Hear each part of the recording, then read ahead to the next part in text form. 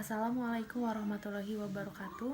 Perkenalkan, nama saya Devi Nur Ahmiyati dari kelas 66A 5A 33 akan melaksanakan tugas pemasaran jasa dengan mempresentasikan materi yang berjudul Pengembangan Jasa Baru. Pengembangan jasa baru. Pengertian pengembangan jasa baru. Penelitian telah membuktikan bahwa produk jasa yang didesain dan diperkenalkan melalui tahapan-tahapan di dalam sebuah kerangka yang berstruktur memiliki keberhasilan yang besar dibandingkan jika produk tersebut tidak dikembangkan dalam sebuah kerangka kinerja. Fakta bahwa jasa merupakan produk intangibles membuat sistem pengembangan jasa baru harus memiliki 4 karakteristik. Yang pertama, objektif, yang kedua, tepat, yang ketiga, berdasarkan fakta bukan opini, dan yang keempat, berdasarkan metodologi bukan psikologi. Kategori dalam pengembangan jasa baru. Yang pertama, ada major innovation, yaitu jasa yang benar-benar baru yang sebelumnya belum pernah dipasarkan. Contoh jasa internet beberapa tahun yang lalu merupakan jasa inovasi. Yang kedua, ada startup business, yaitu jasa baru yang ditawarkan oleh perusahaan baru yang melayani pasar yang sama dengan pesaingnya, namun memiliki karakteristik yang berbeda atau lebih inovatif. Yang ketiga, ada service line extension, yaitu tambahan produk baru masih dalam satu lini, memiliki manfaat yang sama dengan layanan yang berbeda. Misalnya, Telkomsel telah menawarkan produk simpati prabayar, kemudian menawarkan kartu halo yang merupakan pasca bayar. Yang keempat, ada service improvement, yaitu penyempurnaan dari jasa utama dan penambahan pada jasa pelengkap untuk meningkatkan layanan pada pelanggan. Contoh, layanan online atau layanan 24 jam pada produk tabungan perbankan. Yang kelima, ada style change, yaitu perubahan tampilan dalam jasa meskipun paling ringan, namun perubahannya tersebut paling terlihat.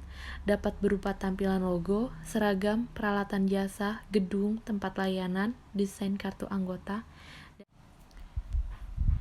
Yang selanjutnya, proses pengembangan jasa baru. Diawali dengan pemunculan ide, pengaringan ide, pengembangan dan pengujian konsep, analisis bisnis, pengembangan, dan komersialisasi. Yang selanjutnya yaitu proses keputusan pembelian jasa baru atau dilihat dari perspektif pelanggan. Yang pertama, ada awareness, yaitu pelanggan mengetahui keberadaan jasa baru. Yang kedua, ada interest, pelanggan tertarik untuk mencari informasi tentang jasa baru. Yang ketiga, ada evaluation, yaitu pelanggan mempertimbangkan apakah perlu mencoba jasa baru. Yang keempat, trial, yaitu pelanggan mencoba jasa baru terbatas untuk menilai apakah jasa baru tersebut sesuai dengan yang diperkirakan. Dan yang kelima, ada adoption, yaitu pelanggan memutuskan untuk memakai jasa baru tersebut untuk memenuhi kebutuhannya secara rutin. Karakteristik inovasi yang mempengaruhi tingkat adopsi. Yang pertama, keunggulan inovasi. Yang kedua, inovasi sesuai dengan kebutuhan. Yang ketiga, inovasi yang dilakukan mudah dipahami dan digunakan. Yang keempat, inovasi dengan sangat mudah dapat dicoba. Yang kelima, hasil inovasi mudah diamati. Yang keenam, inovasi tidak mahal. Yang ketujuh, tidak menambah resiko dan ketidakpastian. Dan yang terakhir, tidak menyalahi etika, norma-norma, dan mendapat pengakuan sosial. Tahap-tahap pengembangan jasa baru. Proses pengembangan jasa baru dapat terbagi menjadi dua bagian, yaitu front-end planning dan implementation. Yang pertama, front-end planning, terdiri dari business strategi, development, or review. Dan yang kedua, implementation, terdiri dari service development and testing, REST market testing, uji pasar commercialization, dijual dan diperkenalkan ke pasar, pas introduction evaluation, dan evaluasi kinerja. Baru dapat dibagi menjadi dua bagian, yaitu yang pertama front-end planning, menentukan konsep jasa apa yang akan dikembangkan, sedangkan back-end mengeksekusi atau mengimplementasikan konsep jasa. Yang kedua, jika sebuah konsep jasa telah melalui seluruh tahapan yang ada pada front-end planning, maka tahapan selanjutnya adalah implementasi. Dan jasa, yang pertama, proses penyajian jasa, dan yang kedua, Peran karyawan dalam penyajian jasa, yaitu kepuasan karyawan adalah kepuasan konsumen. Yang kedua, dimensi-dimensi kualitas diperkuat oleh perilaku karyawan. Dan yang terakhir, ada emosional labor yang akan mempengaruhi sahabat dan empati. Peran karyawan dalam penyajian jasa.